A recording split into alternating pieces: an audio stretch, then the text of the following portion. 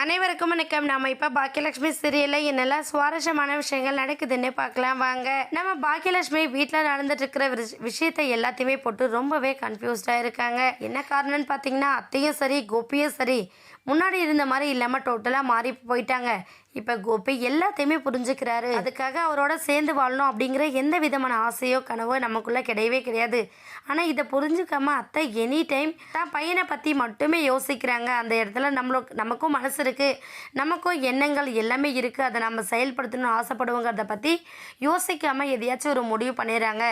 இனியா பாடியோவிலையாச்சு இந்த விஷயத்தை பற்றி எதுவும் பேசாமல் இருந்தாங்கன்னா ரொம்பவே நல்லாயிருக்கும் அப்படிங்கிற மாதிரி நம்ம பாக்கியா யோசிக்கிறாங்க. யோசிச்சுட்டு என்ன பண்ணுறாங்கன்னா, வெளியில் ஷாப்பிங் போகிறாங்க. ஷாப்பிங் போகிற அந்த நேரத்தில் நம்ம ராதிகாவை மீட் பண்ணி பேசுகிறாங்க.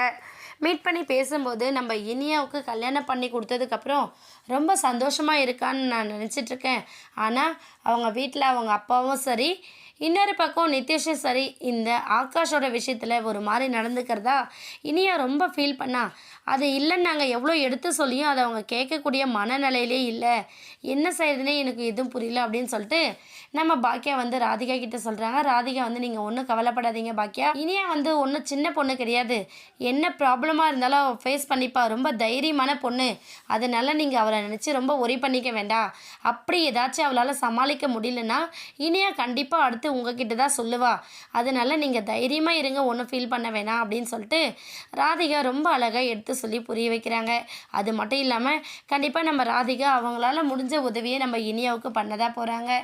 ஏன்னா நம்ம இனியா வீட்டில் இருக்கிற யார்கிட்ட சொன்னாலுமே எல்லோரும் வருத்தப்படுவாங்க தெரிஞ்சுதான் யார்கிட்டையுமே சொல்லாமல் டோட்டலாக அவாய்ட் பண்ணிகிட்ருக்காங்க. இந்த மாதிரி ஒரு சூழ்நிலை நம்ம இனியாவும் எதிர்பாராத விதமாக நம்ம ராதிகாவை மீட் பண்ணுறாங்க அப்படின்னா கண்டிப்பாக ராதிகாவோட ஃபுல் அண்ட் ஃபுல் சப்போர்ட் நம்ம இனியாவுக்கு இருக்க போது. இதனால் நிதிஷோட அட்டுலியும் அராஜகத்துக்கும் ஒரு ஃபுல் ஸ்டாப் வைக்க போகிறாங்க. வெயிட் பண்ணி பார்க்கலாம். இந்த வீடியோ உங்களுக்கு பிடிச்சிருந்தா மறக்காமல் நம்ம சேனலை சப்ஸ்கிரைப் பண்ணுங்கள். தேங்க்யூ.